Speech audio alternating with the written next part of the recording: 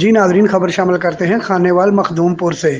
مخدوم پور میں دوران ماتمی جلوس صحابہ کی شان میں گستاخی کی گئی۔ تفصیلات کے مطابق 10ویں محرم کا ماتمی جلوس اپنے مقررہ راستے سے ہوتا ہوا انصاری چوک پہنچا تو ایک بورڈ پر حق چار یار اور صحابہ اکرام کے نام لکھے ہوئے تھے۔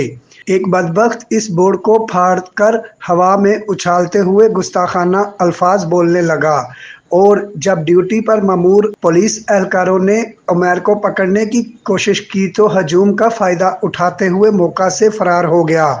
پولیس نے اس بدبخت کے خلاف دفعہ 298A کے تحت توہین صحابہ کا مقدمہ درج کر لیا۔